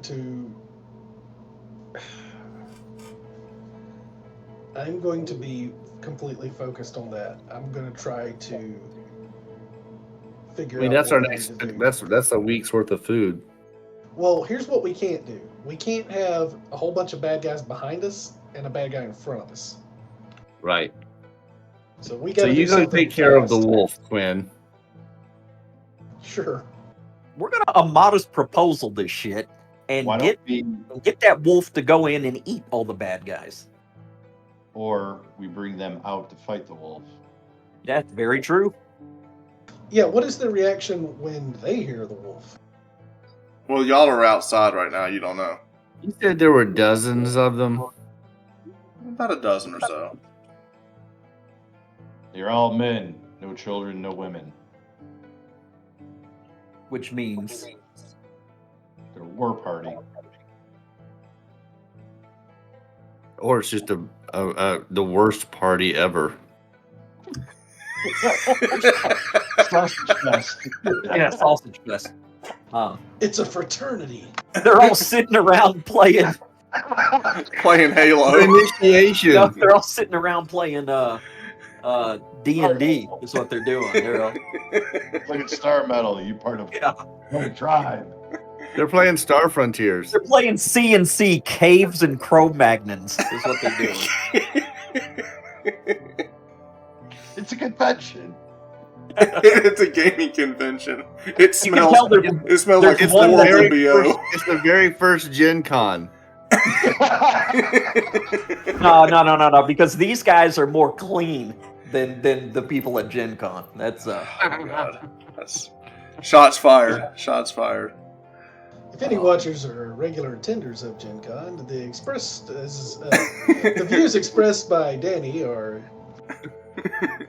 that's the I yell out the word Gygax. Does anyone turn and look at me? No. All right. So what do you want to do? Let's come back. Jeff left. He's like, I can't be a part of this bashing of Gen Con. I want to hide and let these two things like. See So what Ayla's happens. votes for hide. What about Wes? I think even if we hide, this thing's gonna smell us. Let's also it's gonna smell the corpses first. Yeah, And we the fed blood. it. We've given it we've told it where to go. We've now fed it. I'm having a little trouble viewing our layouts because like I almost fell off a cliff. We're up in a cave. There's a wall. I don't know how this is laid out. Yeah, we're gonna have to keep it theater of the mind. Moment, man. Yeah, I think we're on the lip of the cave where the fire is. They're deeper down inside the cave, so they don't really see us. There was 2 or 3 on the lip of the cave where the fire was. There's a light. Boulders. Let's hide behind some boulders. Boulder Yeah, Bradley. I don't know if I have enough time to like put together any kind of trap or anything. Yeah, this is kind of a whatever this is coming. This isn't a trap. It is a quick decision needs to be made of hide, fight, flee. What's it going to be? I say we hide. We see how the Cro-Magnon men. Takes out. I mean, we got nothing to lose. Let's have them hide. again. Okay. And then All right. So you go and hide. So as you are hiding now, Wes, one thing you do know, Quinn. One thing you do know, as you go and hide, the wind kicking off of the mountain is pushing whatever scent you have down the mountain. Because the wind is coming down the mountain. And this thing seems to be, whatever it is, was coming across. With any luck, if the wind holds, he may not smell you. But it's a favor of the gods at this point on how that wind blows. So It's coming anyway. It's gonna hunt us anyway. So as it's running in, you do see this giant white wolf. As it runs in, it looks down, it sniffs the bodies, licks the bodies, and then begins to walk inside the cave, completely bypassing all of you. One thing you do notice as it passes is bright blue eyes seem to shine and almost radiate like this like sapphire light out of its eyes.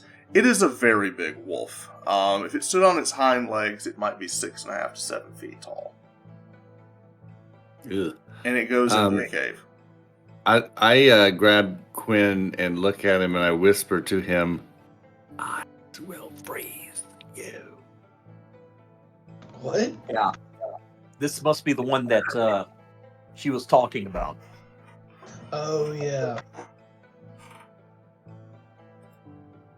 I'm gonna, while we're waiting here, I'm just gonna go ahead and cast Protection from Evil. I don't know if it'll do anything, but I'm gonna cast it anyway.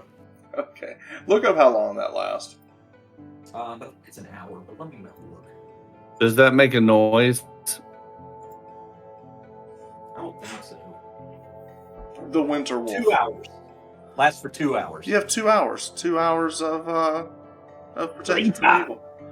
All right, Magus, you look over and you see him like grasp his hand, and you do see this shimmer of blue light, just like very faintly, begin to encompass him. Damn it, man! You're gonna bring him over here. No, he's. It's just strange that you see him cast magic. And my When eyes did you light learn up magic? too, like theirs, like his. Well, I don't want to talk to him right now because, We'll put a pin in that. yeah, because I'm trying to be quiet while he's over there doing all of his little magic and create light show for this wolf to come over here and like eat us. Oh, the wolf's in the cave now. Yeah. So the wolf is in the cave. He casts Well, protection I'm- from evil. What do y'all want to do? He's not attacking them or anything, right? Nah.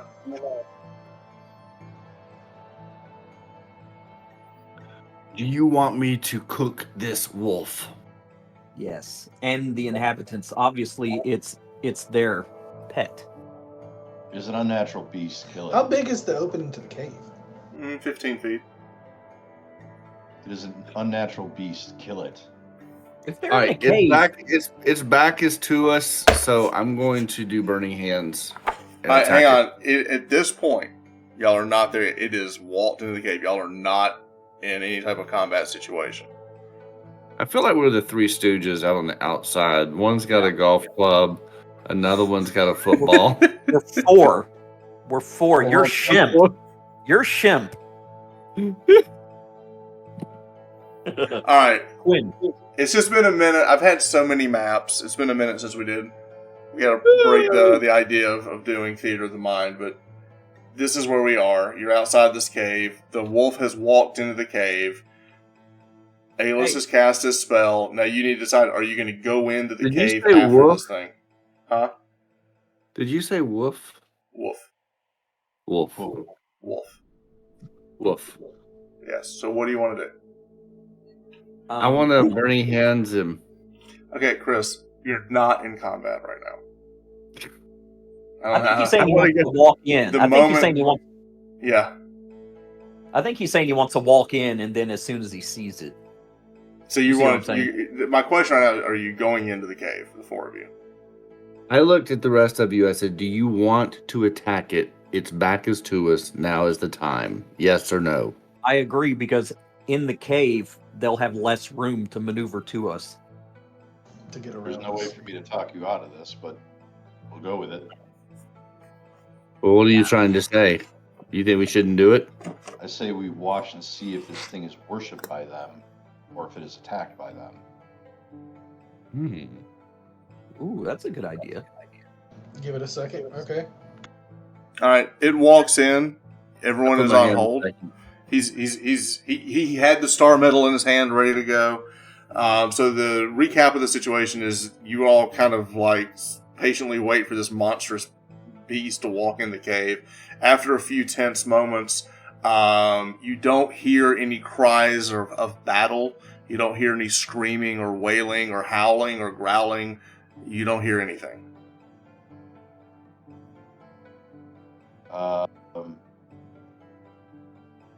This Could the bird go in? Nah, cave, they'll definitely see it. Quinn, can you be? I'm assuming you can be silent enough to kind of sneak over there, right? Are you in the cave or are you still outside? Everyone's I'm still outside. Oh, never mind. I will try and like slowly make my way over toward the ledge to see what's going on. Okay, so at this point, Morgan walks into the cave. Is anyone else following him in the cave? I guess we'll all go down together. Okay. Alright, so the four of you, plus your dog Takani, slowly walk into the cave. As you're walking in, you get to the top of the cave. I need Wes. We gotta roll your ambusher ability again to see if you successfully snuck the team in the cave. Roll a d6 for me. Oh, not good. Okay, so you get to the top of the cave. As you look, you're in the cave. The wolf catches a whiff of your smell, growls and looks, and all of the cavemen, Yeti folk go, roar, and they all start moving towards the cave that you are in. This right here, you see where I'm pinging? Yeah. This is the How ledge you there? that Morgan and Magos were looking at, and they saw these little encampments of all these little Cro-Magnon men all around here. Okay? Mhm. This is that entrance to that cave. Alright? Y'all are not at that cave. There is a cave between this and the outside. That is where you guys are now, which is going to be this cave. So this is where y'all came in at. That is the top of the other map. Are we clear? Yeah. And if we need to spill into the other map, we can. This is the foyer. It's the foyer. It's the foyer of the cave. All right. It's the Neanderthal foyer. It's the Neanderthal foyer. All right. So what we're going to do is we're going to grab a bunch of... are we all clear as mud now? Sure. Yes. All right. Yeah, we're in the Neanderthal nook. I got you. Yes. Takani.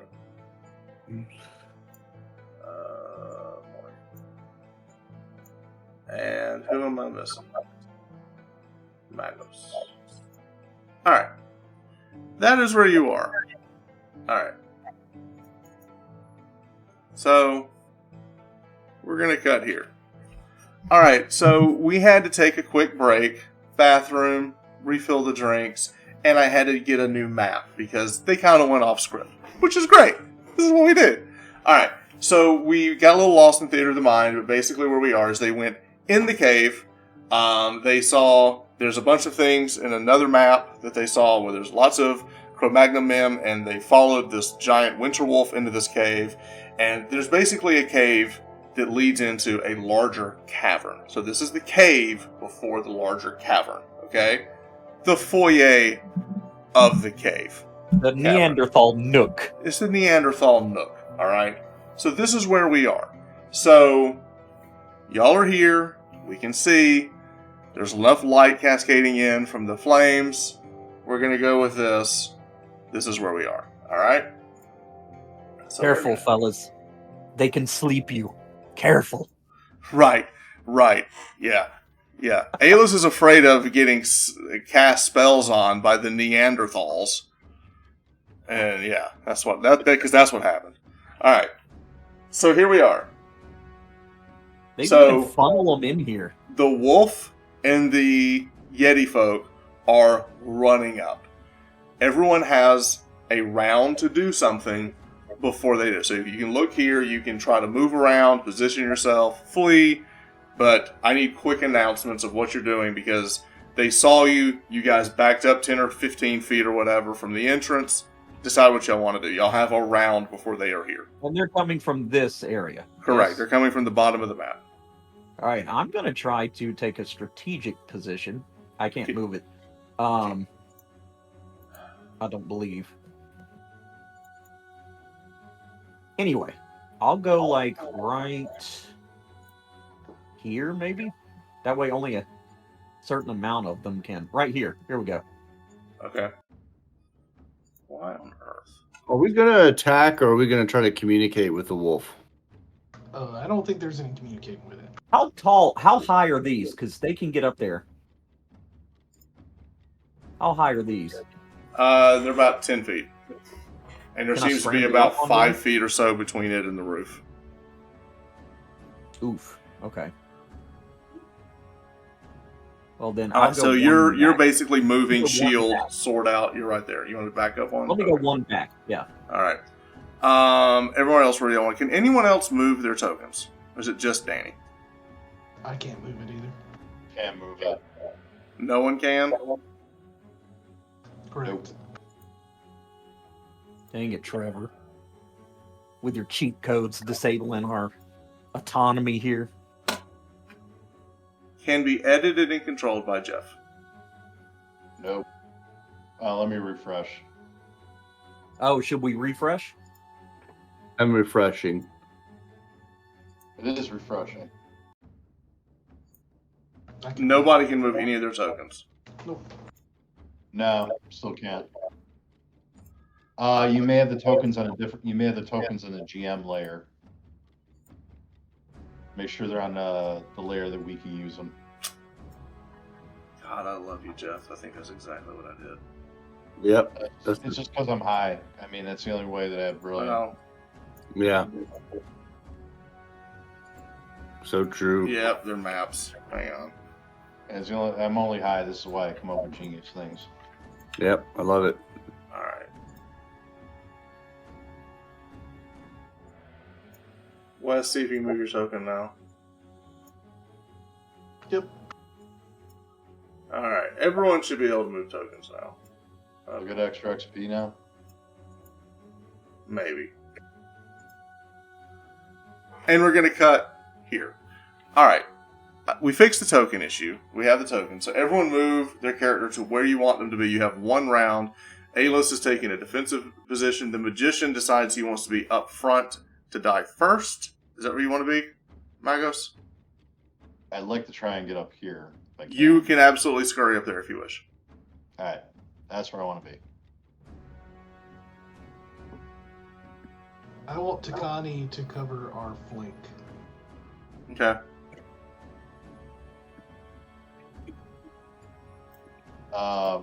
Chris, please stop. What? He's trying to hide himself under the wolf.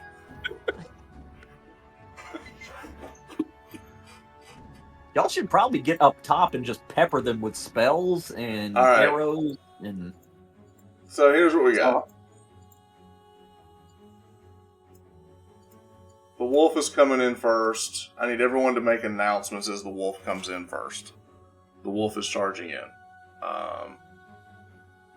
Is that? Am I next to the pup? Is that what I am? Is that Yes. the pup? Yes. Oh. All right, so okay. let's make announcements. Let's go with Aylis. What are you doing? The wolf is coming in first. Is the wolf going to get its hit first? The wolf is coming in first. Make your announcement, and then we'll roll initiative. Oh, okay. Okay, I thought we already rolled initiative. Okay, I am going to... How far is he away? 15, 20, 25, 30, 35? Oh, yeah, he can get to me. I'm going to take, like, a defensive position. Fight defensively? Yeah. Okay, so you're not attacking, you're just defending. There will be no attack this round. I'm sitting right there, is what I'm doing, and I'm kind of bracing for it. Okay. Alright, so you're going to be defensive. Magos, what are you doing? I've got burning hands. Burning hands. Morgan, what are you doing? Casting fairy fire. Nice. Quinn, what are you doing? I am going to have my arrows lined up. I'm jabbing some in the snow in front of me, and I'm going to have my spear down by my side where I can reach it and pull it up in case the thing jumps up at me. Okay. Alright, so let's have Jeff go ahead and make a roll for initiative. Come on, Aqua, help me here. Ooh, Yeah. a mighty 2. Not paying attention. Ah, Yes, a 1. Everyone Sorry, I goes off doubted first. Okay. Aylis, your round, you just pull up your shield. You've got your sword. You're defensive. That's your turn. Quinn, go ahead and make your shots. Because they're going to go missile, and then magic goes off. Oh, I lost my character sheet when I refreshed him.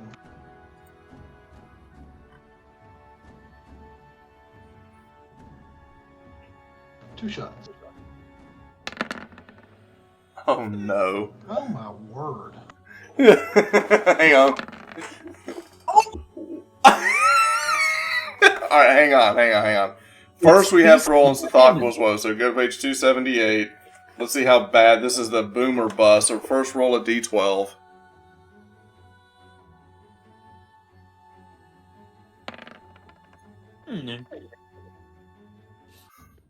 What's that, a That's fall? so bad. Alright.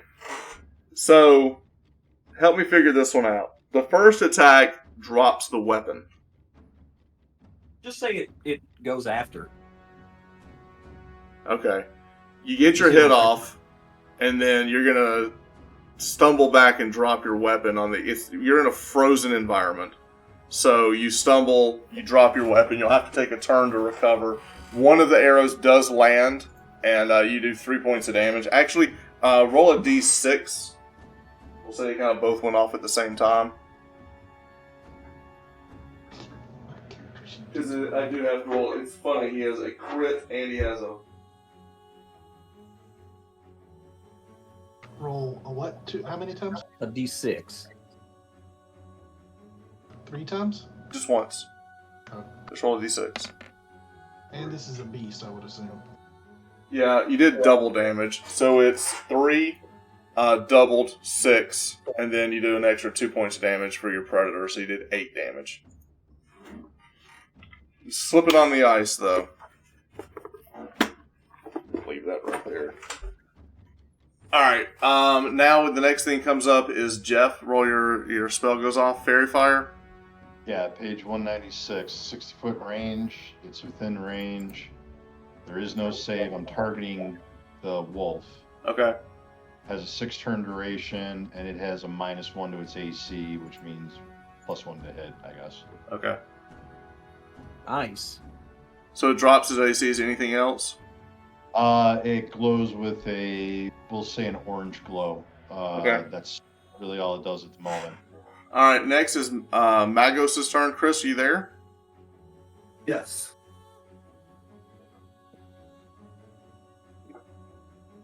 Burning hands, wolf. Alright, so you're going to have to step up to do that.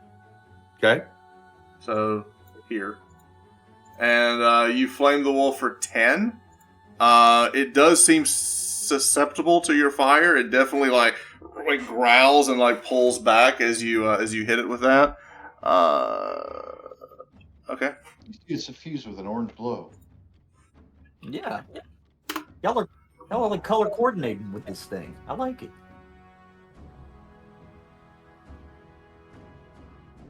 All right. Its turn. Oh, what is Takani doing? We didn't say. He's covering my flank. He's looking out for things behind us. He's sitting right there. All right. After that, taking the fire, the wolf reaches back. You see this, like it pulls in all the cold air around it, and it just breathes out this cold frost breath that will encompass Magos. Yes! Bring it! Make an avoidance save. You're not putting me into the cooler. D20? Make an avoidance save on your dex. On your character sheet, you'll see saving throws. You'll see a avoidance, and there's a dice next to it. Click avoidance. Right. Just a moment. I am looking. Just a minute. It's under. What's it under, Trevor? All right, so go to your. Are you looking at your character sheet? I am. All right, on the right-hand side of your character sheet, there's saving throw, and you go down, there's an avoidance, and there's a dice Got it. next to avoidance. Damn. Success. So you're going to take half damage. Jesus! So instead of 21, you take 10. You take 10 points of frost damage. All right. It's time to kick some ice. So you're like covered in ice as you fall backwards. Not backwards, you guys stumble back at the breath of this weapon as he encompasses you in ice. With that, we go to a new round. There's the stomping feet of many men coming, but let's make some announcements. This round, you will have people enter in. So what's everyone doing? Aylis. Gosh, Magos is about to get lit up. How does Magos look? after that Frosty. fall? I mean, does he look like he's like You teetering on can't the edge of tell. the Right now, it's just, right in the middle of all this, you just see he's like fighting off. He's like got icicles coming off of him and stuff. God, I do not want to go up because if I do, I'm going to get swarmed. Don't. Magos, It's you're either. gonna I have to- mean, it's either. If he goes down, it's not like we're going to leave him. Okay. So we either stand and fight or run. I mean, That's true. I'm going to be casting Entangle. Okay, so you're casting a spell. Magos, what are you doing? Burning hands. You're gonna cast. You're grabbing that stone again. Quinn, you're gonna be spending a turn recovering Picking up my your weapon. bow, standing back up. Okay, that's your turn. And Aylis, what are you doing? Let me see. I'm gonna move. Uh-oh. I'm gonna move here. Is that rock like tall behind me? What, this rock? Yeah. It's a 5-foot rock. Okay, good. So they can't hit me from it. I'm gonna try to angle myself to where. What are you doing? No, you're not. Yeah. You're just announcing. All you're doing is announcing. Oh, moving. That's all you're gonna do is move. Moving and then defensive. Move and fight defensively. Okay. Yeah, All right, I can't. now, reach the wolf Let's anyway. have Chris please roll a d6 for me. 3. 6. Oh. All right. Danny, go ahead and move. Okay. Danny And then moves. I'm gonna take the. Let me make sure I can get there. I got you. You're there. All right. Quinn, make your shots. I had to get my weapon. Remember? Oh, that's right. That's right. You're picking up your weapon. Magos, cast your spell. It's going to take more damage from the fire because it's auto damage. Let me look at something real quick. Now, as I reached and grabbed the star medal and shoot that for the auto damage, can I also be moving? Yes, you can. Is this thing hurting? No, I'm just looking at something. Okay. You cast that. As you do, you hit it with a fire. It engulfs the wolf. The wolf's entire sides of its body just like combust, as it falls over. It was extremely susceptible to your fire magic. It falls over dead. Nice going. You ruined a good I'm fight. immediately gonna run over towards it, and take my knife. You're not doing anything right now, Chris. You Dude, just we cast got- that we got, spell, like, cannibals and now right it's now. my turn. So you're casting that spell. It drops to the ground, and now there's a flood of cavemen running in. Right, and they just saw their god burst into flames.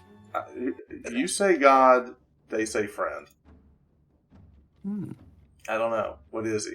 An acquaintance. Well, let me just let everyone know I am wearing a wolf pelt and I have fire. Just that's like that's on my character sheet. That's Yeah, what I'm you are wearing. wearing a wolf pelt. Yeah. You have just killed their god, and now you have become their god. All right. Well, that's what I'm Two hoping of them for. run over the beast. They run these giant claws, and they come and they're going to swing down at Magos. Here's the first two attacks on Magos. They are both going to miss. Swinging clubs, bones. Clubs. Okay, like Captain Caveman. Like Yeah, Captain Caveman. Yeah. These two run in there. This guy's going to run up to Alis, and this guy's just running up and just kind of screaming, looking around, and sees this wolf, but he's kind of just here. Now, hang on. Before this happened, we had an entangle go off, correct? Yeah, I was going to center it like right here. Okay. I'm I going to think say he's these two guys ran in right as that happened. They missed Magos. These two guys might get caught up in it. They have to make a save, correct? Plans, blah, blah, blah. Tell you 1 second. It's on page. Just read it for me, please. 194. avoided saving throw. They both failed it. So they're stuck in it. Yay. Okay, next round, let's make some announcements. I'm shooting and hopefully not killing myself. That's a great plan. It really is. I've never done so much damage to myself shooting a bow. It's been a lot of slippery action.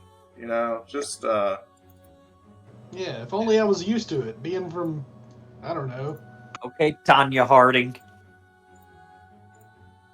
hey, I can't argue with the dice. I hadn't seen one of them roll one of those yet. I know, right? He's got them cheat codes. I got this entangled. They're both caught up in it.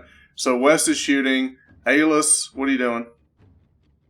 I'm gonna run up and hit this dude. Melee. All right, Melee. Magos, what are you doing? I'm looking at my spells I can cast per day. The only I've thing already you've got done- left, you've got your second level spell that's the only slots you have left.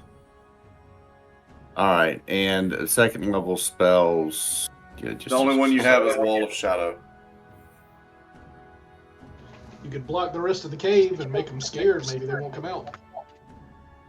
I love that idea. Yes, I hear you say that, and I immediately cast Wall of Shadow. All right, so we're just announcing. We're just announcing.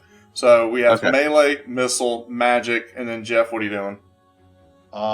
Pulling my bow and readying an arrow. Ready and arrow. Okay. All right.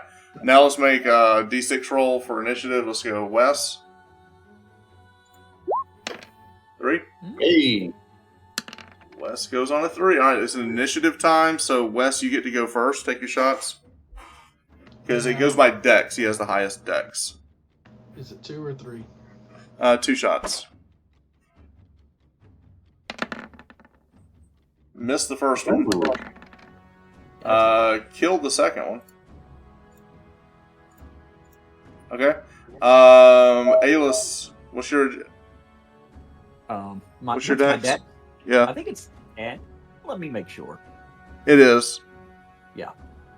Let me look up their dex. Hang on. Oh, no, he's going first. He's going to make his attack on Magos. I thought I rolled initiative for everybody. It's tied, Oh, and now it goes by dexterity in a tie. Again, he misses you.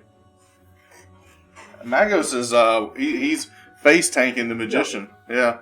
Yeah. Again, you have the sorcerer's armor. I think is your sorcerer's armor still up? I need to look at that because you took some damage. It may not be up. He still missed you though. As that move moves in, you come out of the way. The bracer that you're wearing helps deflect the blow off. Yep. Because he does have his magic bracers from his previous adventures. All right. Now with that, Alis, you can run up and attack now. All right. I'm going to go this way. Okay.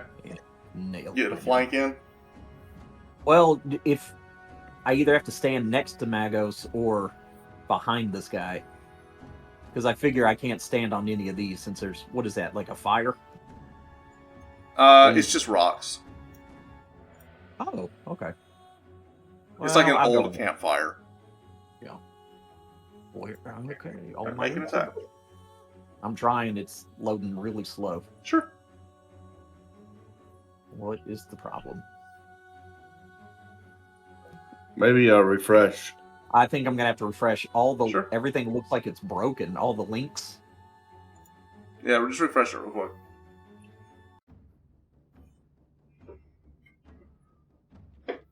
Okay, now the pictures are back. Nice. All right. That is a swing and a miss. All right, Morgan, you've got your bow out. Take a shot. We waited for all of that, Danny, and I'm disappointed. I know, me too. Firing at this one. Okay. Still within my short range. Ooh. Yes, you are.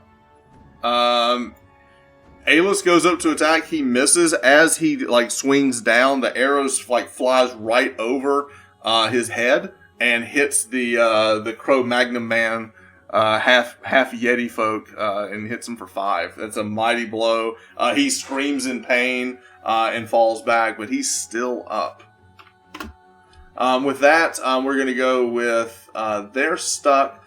There's a lot happening now as we look up and we see that Magos, you look and you see that there's a lot more people coming than you initially thought.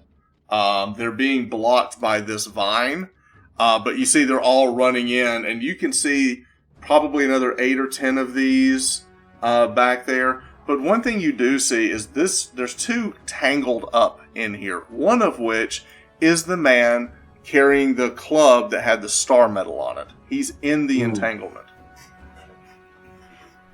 There you go. I'll get wrapped up for you. All right, with that, let's make some announcements, Wes. Shooting more arrows. Shooting more arrows. Danny? Melee. Melee. Morgan? Range. Range. And Magos. Did I get my turn of my Wall of Shadows last turn? No, you did not. Sorry. That's okay. Well, you would have cast it here, so you saw all of that as the wall pulls up. So there's a Wall of Shadows here. It's definitely buying some time. Between the Wall of Shadows and Entanglement, there is a barrier right now between... They can still go through the wall, but it's scary to them. So you've basically stalled out. But you do see that this individual who's trapped is holding that you wish to have. Okay, so I'm going to I'm going to do my dagger attack. On the one in front of you? Okay. Battle. No, to the guy that has what I want. I'm going to. So you're going to leave this guy? Correct. Okay. All right. We're just making announcements. All right. Let's now go to... That's my plan. Yep. All right. Danny, roll a d6 for me. All right. All right. They're going to go first this time. All right. So this guy is going to make another swing at Magos. I cannot hit the magician to save my life. Good Lord, I'm rolling terrible. All right. These guys, they're stuck. It's my bracers. It's your bracers. They can't get past your bracers. These two guys are stuck. Alis, make your melee attack. You get 2 attacks this time. Yes. All right.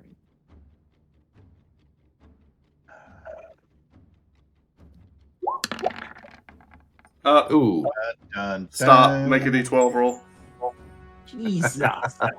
Man, you need to disable those cheat codes. Aqua's It's getting just a good bad tonight. miss. It's a bad miss.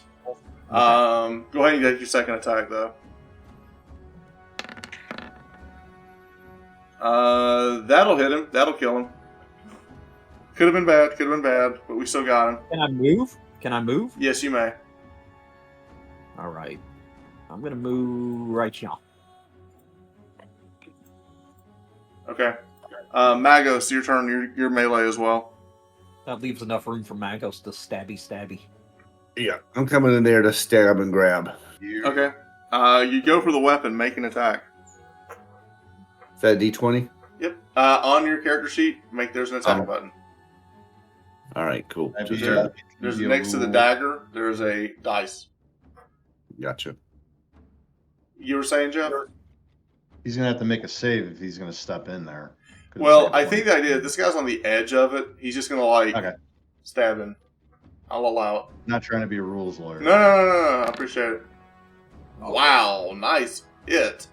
Yeah, you go in, you cut his hand, like almost off. Like you cut it so hard with the dagger, he drops the club that had the star metal, and you immediately just reach down and just grab it as he's like reeling in pain and still being held back by the entanglement.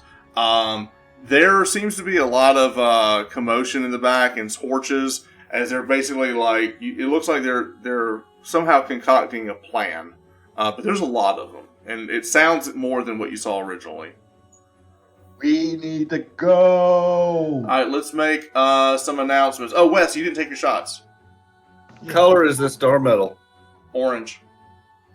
Is there 3 that I can see? I mean, how many is still alive? There's a couple in the entanglement that you could take out. I'm going to shoot 3 shots. Okay. That's 1 dead, 2 dead. You killed both the guys in the entanglement. Jeez. For my It's turn, like, you hear me I'm yell telling you, out, man. we need to go. All right. So everyone there's a wall of shadow up. There's a dead wolf. You've gotten your star medal. Now let's make announcements while they're trying to figure out a way to get through. How much longer does the entanglement last? That's a while, isn't it? 1 turn. Oh, so 10 you still got a few more rounds. Okay. Yeah. And the fairy fire lasts 6 turns. Okay. So you have time if you want to recover, move, whatever you want to do. So this barrier will sit for a few more seconds. The problem is, where are we going to? We can't go all the way back to where we started. We run out and look for, You could run out and look for cover. we're going to run out and look for another place. Yeah. I want to look at these bodies here and see what I Well, can no, get this on. is quickly. I need an announcement. What are we doing? They're concocting a plan. So what are y'all doing? So let's go real quick. Magos, you have your stone. What are you doing? I am going to immediately grab the stone, the star metal, Yeah.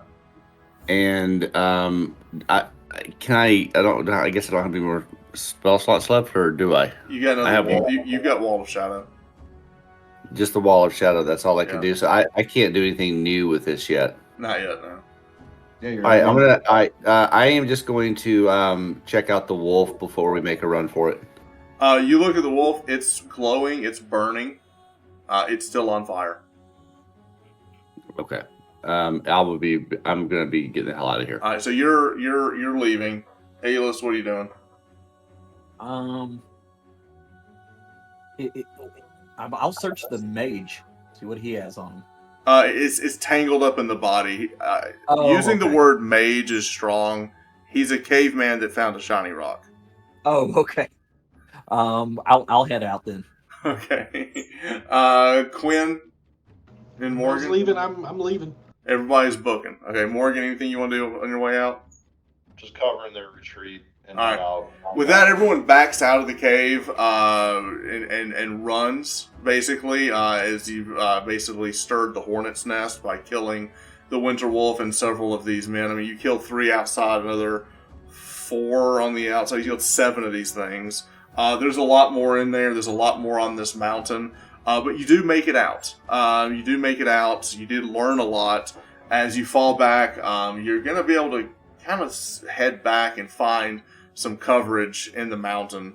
I'll say that your huntsman will be able to help you find a refuge between some rocks and kind of set up a hiding place as they head out and make a somewhat of a camp as you guys back up and basically run. You had enough time between the wall of shadow and the entanglement to keep them at bay, and you make your escape down the mountain and come up with another plan.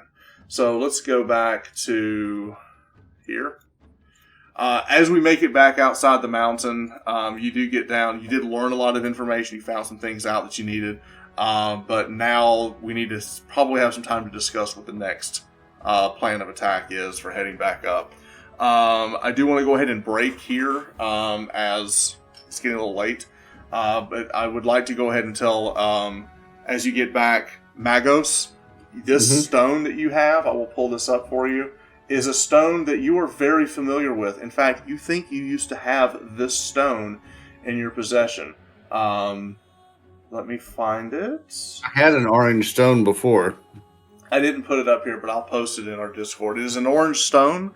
You look over it, and it is familiar, and you remember that you were able, with this stone, to make yourself invisible. It is a level 2 spell, Invisibility. So Nice. this is the way he was able to harness his power before. You'll be able to put this back in your memory now that you have the stone in your possession. So now you've unlocked the 2nd level spell of Invisibility. So you got that one back. So somehow or another, these cavemen found this stone. So you know that your adversary was here, and something happened where he lost this stone. My precious. You found one of your precious. So we'll go ahead and break here. For those of you watching, we appreciate it. We're going to pick up the action again soon, and we'll continue our story. Thank you.